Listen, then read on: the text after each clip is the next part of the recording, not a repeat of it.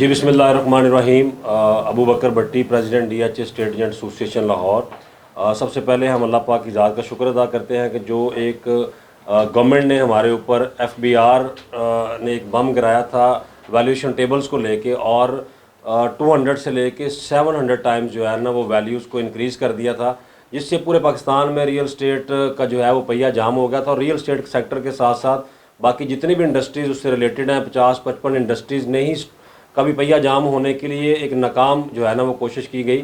और अल्हम्दुलिल्लाह पूरे पाकिस्तान की रियल स्टेट बरादरी ने यकजा होकर इसके ऊपर स्टैंड लिया, और फेडरेशन ऑफ पाकिस्तान की मुशावरत के साथ पूरे पाकिस्तान के बड़े शहरों के अंदर जो है वो प्रेस कॉन्फ्रेंसेस की गई लास्ट सैटरडे को। और उसके नतीजे में जितने भी दोस्तों ने एफर्ट्स किए हैं, और उसको जो SRO था उसको SRO को फ़िलहाल उसको पेंडिंग कराया गया, ताकि हम 15 दिसंबर तक जो है वो अपने अपने इलाकों में सारी एसोसिएशन जो है वैल्यूएशन टेबल्स को जो है वो उसमें करेंगी, उसको उसके नए रेट्स देंगी।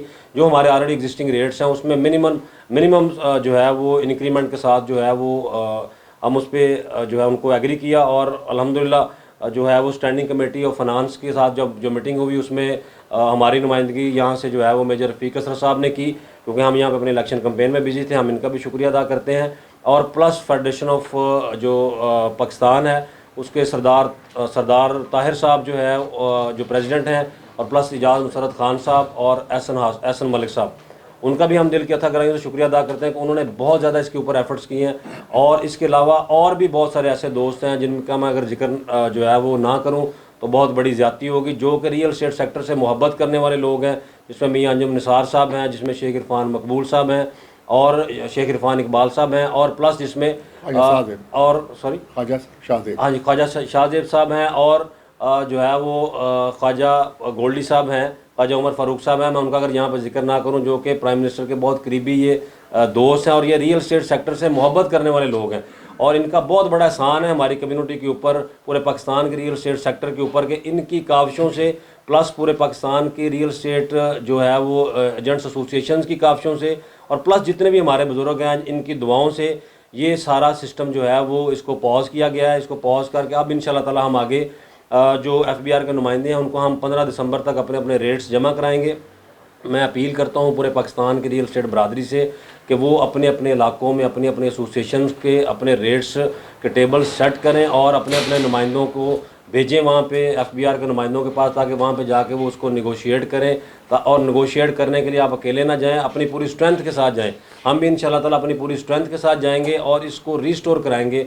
बीइंग अ प्रेसिडेंट मैं इंश्योर करता हूँ अपनी पूरी कम्युनिटी को कि इंशाल्लाह ताला पूरे पाकिस्तान की कम्युनिटी इस मौक़िफ़ के ऊपर यकजा है, मुत्तहिद है, और हम कब इस अपने रिस्क के ऊपर किसी को भी शब खून मारने की इजाज़त नहीं देंगे। Thank you so much. जी बिस्मिल्लाहिर्रहमानिर्रहीम। अल्हम्दुलिल्लाह, अल्लाह ताला का लाख लाख शुक्र है कि जिसने अपनी रहमत से हमारे ऊपर एक बहुत बड़ी जो आफत आ पड़ी थी उसको हमसे दूर कर दिया है, और हमारी कोशिशों को अल्लाह ताला ने कामयाब किया है। लेकिन ये जो रिज़ल्ट आपके सामने आया है इसके पीछे एक बहुत बड़ी एफर्ट है। जिस तरह भट्टी साहब ने कहा कि हमारे अपने जो रियल्टर हैं वो हर शहर में सरापा एहतजाज थे, और चूँकि कि ये बहुत बड़ा बोझ था जिसकी वजह से ये नहीं सिर्फ हमें नुकसान होना था, पूरे पाकिस्तान को नुकसान होना था, जो ओवरसीज़ पाकिस्तानी हैं उनका नुकसान होना था, मुल्क के ख़जाने का नुकसान होना था।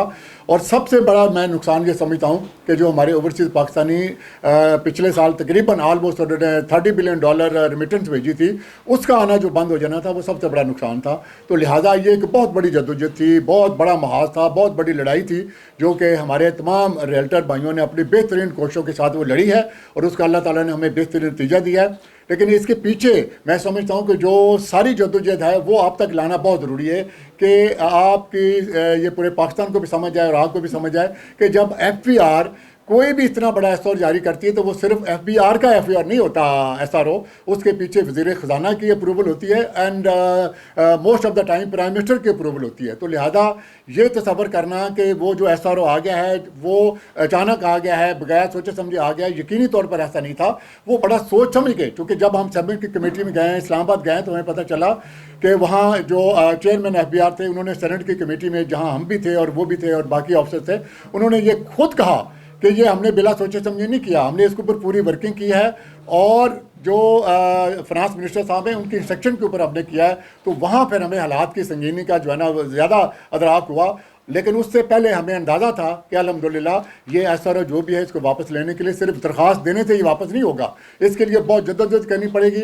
ना सिर्फ जो हमारे रियल्टर भाई हैं उनको मुनज़्ज़म करना पड़ेगा, बल्कि मुल्क के अंदर जितने भी अल्हम्दुलिल्लाह बड़े बड़े अदारे हैं, बड़े बड़े जो है काम करने वाले लोग हैं, उनको साथ शामिल करना पड़ेगा। तो मैं सबसे पहले तो जिस तरह भट्टी साहब ने किया कि हमारे अपने फेडरेशन ऑफ रियल्टर पाकिस्तान, जिसका मैं भी 2 साल पहले सदर रहा हूँ, अभी सरदार ताहिर महमूद साहब हैं, चेयरमैन एजाज मसरत साहब हैं और एहसन मलिक साहब, जो कि हमेशा ना सिर्फ पाकिस्तान में बल्कि पाकिस्तान के बाहर भी वो पाकिस्तान का और रियल स्टेट का जो शोबा है उसको नुमाइंदगी करते रहें। उनको अल्हम्दुलिल्लाह अल्लाह ताला ने जो है ना हिम्मत दी, उन्होंने इतनी बेहतरीन अंदाज में रैलियाँ निकाली, प्रेस कॉन्फ्रेंसें की लाहौर में, जो अबू बकर भट्टी हमारे DHA के सदर इन्होंने निकाली, लाहौर के बाकी दोस्तों ने जो है प्रेस कॉन्फ्रेंसें की। तो ये एक बहुत बड़ी एफर्ट थी, लेकिन ये एफर्ट अगर अकेली होती तो शायद हमें कामयाबी ना मिलती। हमें जो कामयाबी मिली, हमने इस्लामाबाद जाने से पहले अंदाज़ा लगा लिया था कि ये बहुत बड़ा काम है, तो लिहाजा मैंने फौरी तौर पर जनाब जो हमारे federation Pakistan chambers of commerce and industries हैं, जो कि पूरे पाकिस्तान की जितनी भी इंडस्ट्रीज़ है और जितने भी चैम्बर्स हैं, उनके ऊपर एक अम्ब्रेला ऑर्गेनाइजेशन है, उनका हेड ऑर्गेनाइजेशन है, उनके सदर से कराची में रब्ता किया। तो शाहजेब साहब जो SVP हैं इस वक्त फेडरेशन के, उन्होंने अपना दौरा कराची का मनसूख करके फौरी तौर पर लाहौर पहुंचे और लास्ट सैटरडे को ख्वाजा साहब साहब और इरफान इकबाल साहब, जो अभी नामजद कैंडिडेट हैं, अगले जो साल के इलेक्शन होने हैं वह वो नामजद कैंडिडेट है जो हमारी फेडरेशन है Pakistan chamber of commerce and industries की, उसकी तरफ से, और इसके अलावा मोहम्मद अली मियाँ साहब, ताहिर साहब और बाकी दोस्तों ने हमारे साथ प्रेस कॉन्फ्रेंस की, हमारे साथ यकजहती की, गवर्नमेंट को एक पैगाम दिया कि ये सिर्फ रियल स्टेट शोबे का काम नहीं है, ये रियल स्टेट शोबे का सिर्फ नुकसान नहीं है, ये पूरे पाकिस्तान का नुकसान है, पूरी इकानमी का नुकसान है। ना सिर्फ जो 50 इंडस्ट्री चल रही हैं रियल स्टेट से कनेक्टेड हैं और वो इनके रेवेन्यू के साथ चलती हैं, इनको बिजनेस देती हैं, उससे भी बढ़ के जो प्राइम मिनिस्टर का अपना नया पाकिस्तान जो हाउसिंग का प्रोजेक्ट था उसको बड़ा धचका पहुंचेगा। प्राइम मिनिस्टर साहब ने, आपको पता है कि पिछले 2 साल से वो इसको प्रमोट कर रहे हैं, उनकी ये बेबी था, उन्होंने इसको प्रमोट किया। तो जो इंसेंटिव मिले थे रियल स्टेट को और कंस्ट्रक्शन को, इस एसआरओ की वजह से उनको शदीद नुकसान पहुंचना था, कीमतें भी कम हो जानी थी, कारोबार भी कम हो जाना था, और जो लाखों करोड़ों लोग रियल स्टेट के साथ मुंसलिक हैं इनडायरेक्टली और डायरेक्टली, और इसमें यूथ की बहुत बड़ी तादाद है जिनको रियल स्टेट का शोबा जो है ना वो जॉब प्रोवाइड कर रहा है, तो उनको बहुत ज़्यादा नुकसान पहुंचता, उनके जॉब चले जाते, रियल स्टेट रुक जाती, पैसा जहाँ पर जो है ना वो जमूद का शिकार हो जाता।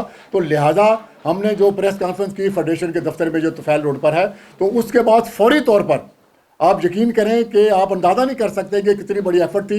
तमाम जो हमारे सेनेटर थे जो कि finance committee of the senate के मेंबर थे, तमाम हमारे MNA जो थे जो कि कौमी असम्बली की कमेटी जो है ऑफ फाइनेंस उसके थे, सबके साथ उनके जनाब चेयरमैन जो है वो फैज़ कमुका साहब हैं फैसलाबाद से, उन्होंने उनको अपने बोर्ड लिया। जो चेयरमैन सेनेट कमेटी हैं फाइनेंस के जनाब सेनेटर तला महमूद साहब, उनको अपोजिशन के और हुकूमत के तमाम हमने MNAs और सेनेट को ऑन बोर्ड लिया। उन्होंने फौरी तौर पर उसकी कमेटी फाइनेंस की बुलाई, सेनेट की, वहाँ हमें भी बुलाया और चेयरमैन FBR को भी बुलाया। वो पूरे अपने अफसर के पूरे डेलीगेशन के साथ वहाँ आए और तमाम सेनेटर ने हमारी ब्रीफिंग सुनने के बाद, वो ब्रीफिंग जो मुझे भट्टी साहब ने तैयार करके दी थी कि कितना रेट बढ़ा है, पहले क्या था, अभी क्या है, इसका इम्पैक्ट क्या आया है, कितने % जो है ना वो रेवेन्यू हमें ज़्यादा देना पड़ेगा और कितने % इसके ऊपर ट्रांसफ़र का एक्सपेंस आ जाएगा। और आप यकीन करें कि जब वो हमने वो सारी तफसील उनके सामने रखी तो उन्होंने कहा कि ये तो सरासर जुल्म है। ना सिर्फ हमारे जो अपोजिशन के सेनेट थे बल्कि जो हुकूमत के सेनेट थे, शिबली फराज साहब ने आउट ऑफ द वे जाके वो अल्हम्दुलिल्लाह में सपोर्ट किया और उन्होंने ये भी किया कि अगर कोई इंक्रीज़ करनी भी है तो वो ग्रेजुअल होनी चाहिए, यकदम नहीं होनी चाहिए, ताकि कोई कारोबार जो है ना रोका नहीं जाए। इसी तरह के जो PTI के जो कायद ऐवान है सेनेट में शहजाद वसीम साहब, उन्होंने हमें आउटराइट सपोर्ट किया। उन्होंने कहा जी बिल्कुल मैं समझता हूँ कि ये गलत हुआ है, इनके साथ कंसल्ट करो, इनके साथ बैठो, रियल स्टेट कम्युनिटी बहुत बड़ा रेवेन्यू देती है, तो लिहाजा आप इनके साथ बैठ के करें जो भी करना है। लेकिन उस वक्त आप यकीन करें कि चेयरमैन FBR ने बिल्कुल हमें रिफ्यूज़ कर दिया कि ये इस तरह नहीं हो सकता, मुझे तो शौकत तरीन साहब ने कहा है। तो हमें संगीनी का अंदाज़ा हो गया कि यहाँ क्या है। फिर अल्हम्दुलिल्लाह जिन दोस्तों को हमने इसमें एफर्ट में शामिल किया था उनको अल्हम्दुलिल्लाह हमने कहा जी आप प्राइम मिनिस्टर साहब से फौरी तौर पर मिलें। और हमारी ये बड़ी खुशनसीबी है कि जो हमारे दोस्त हैं जो कि पाकिस्तान लेवल के ऊपर इंडस्ट्री को रिप्रेजेंट करते हैं, चैम्बर को रिप्रेजेंट करते हैं, उन्होंने फौरी तौर पर प्राइम मिनिस्टर साहब से टाइम लिया। और आपने देखा है कि कल ही हमारी मीटिंग के फौरी बाद कल वो प्राइम मिनिस्टर साहब से मिले, जिसमें जनाब इरफान इकबाल शेख साहब और इसके अलावा मियां अंजम निसार साहब, नासर हयात बग्गू साहब, ये उन्होंने मिल के उसमें आपने देखा खुसरो बख्तियार साहब भी उसमें शामिल थे मीटिंग में, और प्राइम मिनिस्टर साहब भी। उन्होंने टोटल ब्रीफिंग दी, प्राइम मिनिस्टर साहब को समझाया कि ये बड़ा काउंटर प्रोडक्टिव है, ये बहुत गलत इकदाम हुआ है, और आपने रियल स्टेट बरादरी को जो है ना बिल्कुल कंसल्ट नहीं किया। तो सारा आपका जितना भी इनिशिएटिव था जो आपकी हाउसिंग स्कीम वाला है वो सारा रोल बैक हो जाएगा, नुकसान हो जाएगा, ख़त्म हो जाएगा। तो लिहाजा फौरी तौर पर इसको रोकें।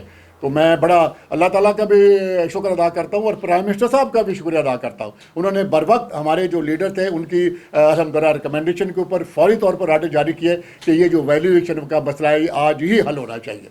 तो आपने देखा कि बाई इवनिंग जो है ना अल्हम्दुलिल्लाह वो नोटिफिकेशन आ गया, जिसके तहत अभी जो हेल्ड इन अबेंस हो गया है वो SRO, और 15 तारीख तक सबको अल्हम्दुलिल्लाह जितनी भी हमारी एसोसिएशन है वो खुद अपने रेट बना के देंगी। उनके ऊपर बैठ के जो हमारे यहाँ के रीजनल जो हमारे हैं कमिश्नर इनकम टैक्स के, उनके साथ मुज़ाकरात होंगे, साथ बैठेंगे, और उसके बाद जो है ना अल्हम्दुलिल्लाह वो फाइनलाइज होगी एक तरीके और तरतीब के साथ जिससे सबको नुकसान ना हो।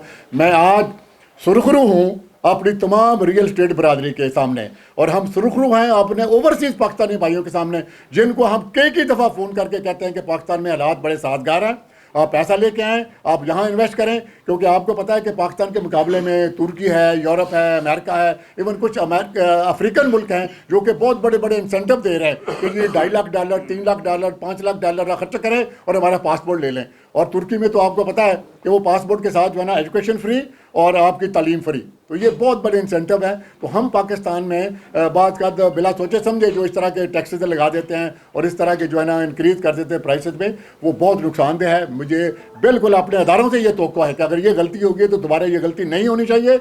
ये पाकिस्तान का, इसकी तरक्की में हम शामिल हैं, पूरी कौम शामिल है। और आपने देखा है, आपका एक्सपीरियंस है, मेरा भी एक्सपीरियंस है, almost 50% of the population of Pakistan किसी न किसी सूरत में रियल स्टेट में इन्वेस्टमेंट करती है, चाहे वो 2 मरले प्लॉट खरीदे या 4 मरले प्लॉट खरीदे, उनका इंटरेस्ट है इसके साथ। और सबसे बड़ा ख्याल हमने उन लोगों का रखना है जो गरीब है, जिनकी बाइंग पावर बहुत ज़्यादा नहीं है। अगर आप एक कनाल के प्लॉट के ऊपर प्रेजेंट जो है फॉर एग्जांपल अगर 5 लाख रुपया खर्चा है, अगर 5 टाइम आप बढ़ा देंगे तो 25 लाख रुपया कौन खर्चा देगा? उसका नुकसान ये होगा कि काम रुक जाएगा और जो काउंटर प्रोडक्टिव इफेक्ट होगा उसकी वजह से कीमतें कम हो जाएंगी, और सबसे ज़्यादा नुकसान हमारे ओवरसीज पाकिस्तानियों को और हुकूमत को होगा जिसका रेवेन्यू रुक जाएगा। तो मैं समझता हूँ अगर किसी तरह से कोई कीमत बढ़ानी भी है तो हमने जब 2016 में मुज़ाकरात किए थे, ये प्रिंसिपल हमने गवर्नमेंट के साथ तय किया था कि जब रेट बढ़ाएंगे तो टैक्स को कम करेंगे। तो मेरी हुकूमत से मुतालबा है कि जो पहले फाइलर के लिए 1% टैक्स है उसको ½ किया जाए, और जो नॉन फाइलर के लिए 2% उसको 1% किया जाए। और जब हमसे गवर्नमेंट तोक़ो रखती है कि हम गवर्नमेंट के साथ कोऑपरेट करेंगे और सारे मामलात में हुकूमत को जो है ना हम हेल्प करेंगे, हुकूमत भी हमारी जो रोल है, हमारा जो इस प्रोफेशन है उसको सपोर्ट करे, और तमाम रियल स्टेट का काम करने वाले जो लोग हैं उनको अपना समझे, और रियल स्टेट का काम करने वालों को 2% कमीशन को लीगल कवर दे, और इसका नोटिफिकेशन फौरी तौर पर करना चाहिए। तो ये मैं आप सब अहबाब के सामने, पूरी कौम के सामने, और जिन जिन लोगों ने हमें हेल्प किया है, जो कुछ लोग ऐसे हैं जिनके नाम मैंने आपके सामने नहीं लिए, उन्होंने बैकग्राउंड में बहुत सारी एफर्ट की हैं। और ये जो हमारी फेडरेशन है, chamber of commerce and industry, उनके तो हम हमारे जो लीडर हैं, हमारी अपनी जो फेडरेशन है, federation of realtors of Pakistan, Sardar Tahir साहब, एजाज खान साहब, और उसके साथ जो है ना एहसन मलिक ने बहुत कोशिश की है। और जो हमारी federation chamber of commerce and industries है, वहाँ पर नासिर मगू साहब ने, ख्वाजा शाहजेब साहब ने, इरफान इकबाल साहब ने और मोहम्मद अल मियां, सब दोस्तों ने आउटराइटली इसको एक ऐसा प्रोफेशन जो मुल्क की खिदमत करने वाला प्रोफेशन है, रेवेन्यू देने वाला प्रोफेशन है, मुल्क को तरक्की की तरफ गामजन करने वाला प्रोफेशन है, इसलिए ऑल आउट उन्होंने एफर्ट की। और प्राइम मिनिस्टर साहब तक भी हमारा मुतालबा पहुँचाया, हमारी तकलीफ, हमारा मसला पहुँचाया, और प्राइम मिनिस्टर साहब ने बर वक्त इक़दाम करके मुल्क को भी बचा लिया है, इकानमी को भी बचा लिया है, रियल स्टेट को बचा लिया है। और मैं समझता हूँ कि पाकिस्तान के ताबनाक मुस्तकबिल के लिए प्राइम मिनिस्टर साहब ने बहुत अच्छा इक़दाम किया है, जिसको हम खराज तहसीन पेश करते हैं।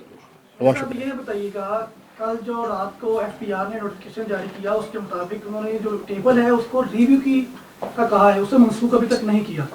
ये बताइएगा कि क्या आप समझते नहीं है FPR ने जो बॉल है वो आपकी कोर्ट में फेंक दी है? क्योंकि अनफॉर्चुनेटली आपके अगर लाहौर DHA की बात करें तो यहाँ पर 4-5 दरें हैं, तो कौन लोगों का, कौन क्या है आपकी जो FPR से, चीफ कमिश्नर से इस हवाले से जो मामला को तय करेगा? कि आप समझते नहीं कि गवर्नमेंट ने आपको रखा वहीं पे ही है, लेकिन सिर्फ आपको चुप कराने की खातर, आपको हल्का रिलीफ देने की खातर ये चीज़ जो है 15 जनवरी 2022 तक डिले की है? क्या करेंगे? नहीं, मेरा बिल्कुल ये व्यू नहीं है। मेरा व्यू ये है कि गवर्नमेंट ने एक वे आउट निकाला है क्योंकि जब कोई इस तरह का मामला होता है तो वे आउट निकाला होता है। और सबसे बड़ा हमारा जो मुतालबा था कि रियल स्टेट कम्युनिटी को कंसल्ट किया जाए। अभी कंसल्ट करने का प्रोसेस गवर्नमेंट ने शुरू कर दिया, पहले नहीं किया था, अभी कर रहे हैं। तो इंशाल्लाह ताला मुझे यकीन है कि जब कंसल्ट करेंगे तो हमारी इलेक्टेड एसोसिएशन मौजूद हैं हर शहर में। जैसे हमारी DHA लाहौर की एसोसिएशन है, DHA लाहौर के अल्हम्दुलिल्लाह हमारी एसोसिएशन रेट देगी, लेकिन मैं अपनी एसोसिएशन से तवक्को करूँगा कि सारे लोगों को साथ बैठा लें। ये मेरा या बकर भट्टी साहब का या आसिफ साहब का या बाकी किसी एक फ़र्द का मसला नहीं है, पूरी कौम का मसला है, पूरे रियल्टर का मसला है। और अबू बकर भट्टी साहब से मैं बिल्कुल, मुझे यकीन है वो ऐसा ही करेंगे। तमाम दोस्तों को, चाहे मतलब हमारे साथ हैं या हमारे मतलब दूसरे किसी ग्रुप में, सबको साथ बिठाएं, क्योंकि ये फ्यूचर का मसला है। हमें एक यूनानिमस मुतफ़िक़ा तौर पर रेट लिस्ट बना के अल्हम्दुलिल्लाह देनी है। और मुझे यकीन है कि उसके ऊपर सारे हम यकजहती के साथ काम करेंगे, इत्तेहाद के साथ काम करेंगे। ये एक बहुत बड़ा वे आउट है, और चूँकि प्राइम मिनिस्टर साहब के इंस्ट्रक्शन के साथ हुआ है, लिहाजा हमारी राय को इंशाल्लाह कोई इग्नोर नहीं करेगा इंशाल्लाह। अच्छा, उससे एक छोटी सी चीज़ ऐड कर दें इसमें कि जो 2019 वाला टेबल है, क्या आप समझते हैं उस पर मज़ीद इंक्रीज चीज़ें होंगी? क्योंकि इस पर आप तो चलो डीलर है, मिडल मैन है। असल इशू जो है वो जो सेलर और परचेज़र है, उनको इशू आ रहा है कि अगर वो उन्हें परचेज़ करनी पड़ेगी तो ज़्यादा एक्स्ट्रा उनको टैक्स देना पड़ेगा। तो ये बता दें कस्टमर को, आम आदमी को, कि 2019 वाला टेबल है उसमें कितने फीसद तक आपकी तरफ से जो सिफारिशात जानी है उसमें कितने फीसद तक इजाफा होने वाला है प्रॉपर्टी टैक्स के? देखें, गुजारिश ये है कि सबसे पहले आपने ये देखना है कि अभी जो अनरियलिस्टिक रेट्स कर दिए गए हैं ना, यानी कि फ़ेज़ 9 की मिसाल देता हूँ कि फ़ेज़ 9 में ऑलरेडी 70 लाख रुपया रेट है FBR का, 67 लाख रुपये, उसको बढ़ा के 3 करोड़ 75 लाख कर दिया गया।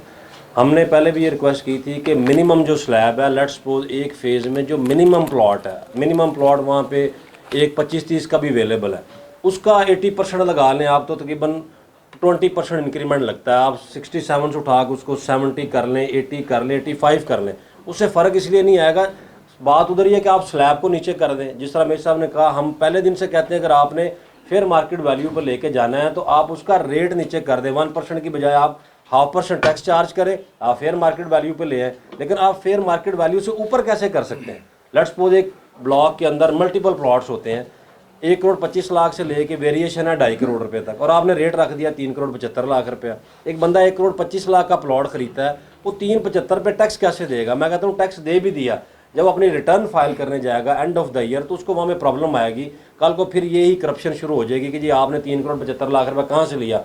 वो अपना एग्रीमेंट दिखाएगा, जी मैंने तो लिया 1.25 का, तो 3.75 पे वो टैक्स कैसे देगा? तो ये एक समझने की ज़रूरत है इसको, कि जब हमारे साथ FBR के नुमाइंदे बैठेंगे, अनफॉर्चुनेटली उन्होंने अपने ऑफिस में बैठ के एक लिस्ट जारी की है जो कि सरासर जाती है, हर एसोसिएशन मौजूद है हर इलाके में। तो जब वो हमारे साथ बैठेंगे तो हम इंशाल्लाह ताला अपने पूरे, यहाँ पे कोई धड़ा नहीं है, हमारा इलेक्शन ज़रूर चल रहा है, लेकिन हम सारे अपने बिजनेस के लिए इकट्ठे हैं। हम पूरे इकट्ठे बैठ के, सारे स्टेक होल्डर्स बैठ के टेबल्स बनाएंगे और एक कमेटी बनाएंगे जो हर स्टेक होल्डर्स के अंदर से मौजूद होगी, और फिर हम जाके प्रेजेंट करेंगे इंशाल्लाह ताला रेट्स को। एक छोटा सा पॉइंट मैं वजाहत करना चाह रहा हूँ आपके सवाल से पहले।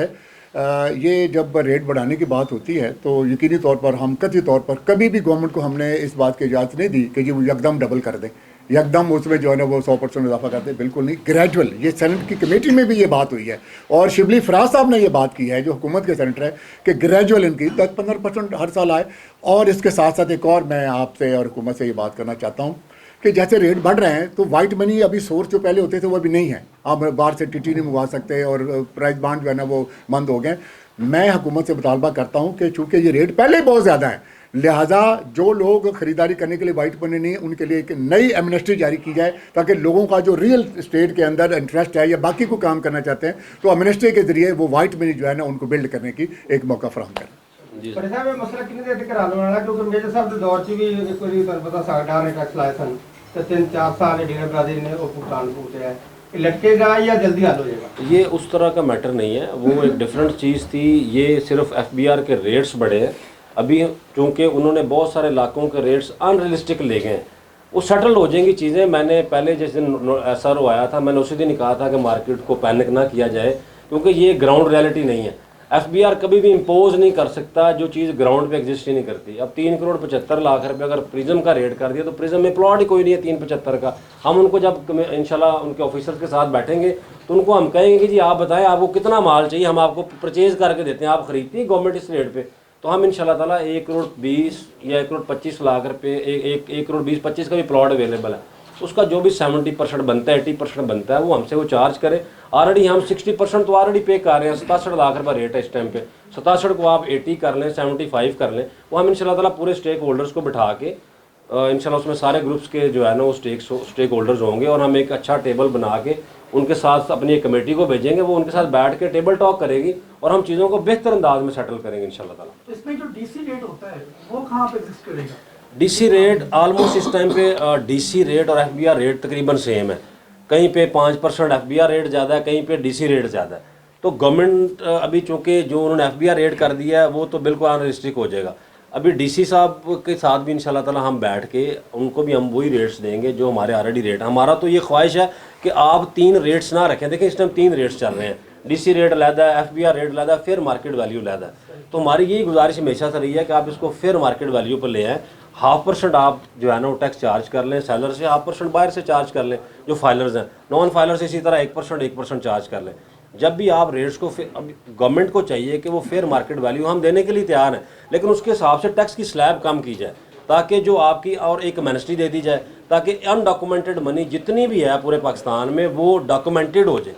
इशू ये है कि जब तक आप लार्जर स्केल में डिसीजन नहीं करेगी गवर्नमेंट तो प्रॉब्लम्स रहेंगी, ये एग्जिस्ट करेंगी। क्योंकि इसमें भी गवर्नमेंट का फॉल्ट है कि उन्होंने पिछले 70 साल में 3 रेट्स खुद ही बनाए हुए हैं। एक बंदा बाहर से रेमिटेंस लेके आता है, वो अपनी वाइट मनी लेके आता है, उसको अनडॉक्यूमेंटेड कौन करती है? गवर्नमेंट। वो उसको एफबीआर के ऊपर टैक्स चार्ज करती है, तो रेस्ट ऑफ द मनी उसकी जो होती है वो हो जाती है अनडॉक्यूमेंटेड। तो ये जो आपने 70 साल में करते आए हैं वो आप उसको 6 माह में या साल 2 साल में सेट नहीं कर सकते हैं। गुजारिश है हुकूमती नुमाइंदों से, आपके चैनल्स के तवस्सुत से, कि काइंडली अगर आपने फेयर मार्केट वैल्यू पर लेके जाना तो टैक्स स्लैब को कम करें। अगर आपने फेयर मार्केट वैल्यू पर नहीं लेके जाना फिर टैक्स स्लैब आपका जो 1% चल रहा है वो रहने दें। तो काइंडली रियल स्टेट को चलने दें, क्योंकि पूरी दुनिया आप देखें, यूरोप, टर्की आपको पासपोर्ट ऑफर कर रहा है। वो पागल तो नहीं है, वहाँ पे यूरोपियंस ने तो नहीं आना, एशियंस ने जाना, क्योंकि पैसा इस टाइम एशियंस के पास है। तो एशियंस जब जाएंगे यूरोप में तो वो आपको रियल स्टेट अपनी बेच रहे हैं। इसी तरह दुबई ने अंडरस्टैंड कर लिया, दुबई भी अपनी रियल स्टेट बेच रहा है। तो पाकिस्तान एक ऐसा मुल्क है कि इसको अल्लाह ताला ने हर चीज़ अता की है और हमारी बेस्ट रियल स्टेट है, क्योंकि ओवरसीज़ पाकिस्तानी पूरी दुनिया में है, पूरी दुनिया से रेमिटेंस आपके पाकिस्तान आते हैं। तो ये हमें समझने की ज़रूरत है कि जब हम अपने लोगों को तंग करना शुरू कर देंगे जो ओवरसीज़ हैं, अभी आप देखें इसके बढ़ने से ओवरसीज़ को बड़ी प्रॉब्लम हुई है। अब वो कहते हैं कि जी हम प्लॉट खरीद रहे हैं 1.25 करोड़ रुपए का, हम क्यों टैक्स दें 3 करोड़ 75 लाख रुपए का? तो ये एक लॉजिकल बात थी। मैं समझता हूँ कि गवर्नमेंट ने बड़ा वेल टाइम डिसीजन किया। जितने भी दोस्तों ने इसको हमें बैकएंड पे सपोर्ट किया, जिनके हम नाम नहीं ले सके हैं, वो उनकी मोहब्बत है रियल स्टेट सेक्टर के साथ, हम उनका दिल के अथाह गहराइयों से शुक्रिया अदा करते हैं। प्लस जो है वो जो नाम मेरे साहब ने लिए, जो मैंने लिए, देखें ये वो दोस्त हैं कि ये हमारी कामयाबी है। मैं समझता हूँ कि फेडरेशन ऑफ पाकिस्तान की और DHA स्टेट एजेंट एसोसिएशन की, कि हमें अल्लाह ने ऐसे दोस्त अता किए हैं कि जो डायरेक्ट जिनकी एक्सेस है, जो एक दिन के नोटिस पे प्राइम मिनिस्टर साहब से जाकर मिल लेते हैं। तो ये बहुत बड़ी ब्लेसिंग है। आज रियल स्टेट कम्युनिटी जितनी मुतहद है माजी में कभी भी नहीं थी। ग्वादर से लेके जो है वो हम गिलगित तक एक मुट्ठी की तरह हैं और यकजान होकर इंशाल्लाह ताला हम, क्योंकि हम भी मुल्क के से मोहब्बत करते हैं और मुल्क के हम खैर ख्वाह, हम टैक्स पेयर लोग हैं। तो इंशाल्लाह ताला हम आगे भी जो है वो रिक्वेस्ट करेंगे गवर्नमेंट से कि चीज़ों को हमारे साथ बैठ के तय करें। हर अदारे, हर जगह पे एसोसिएशन मौजूद है, हर जगह पे FBR का ऑफिस मौजूद है। जज़ाकल्लाह, बहुत शुक्रिया।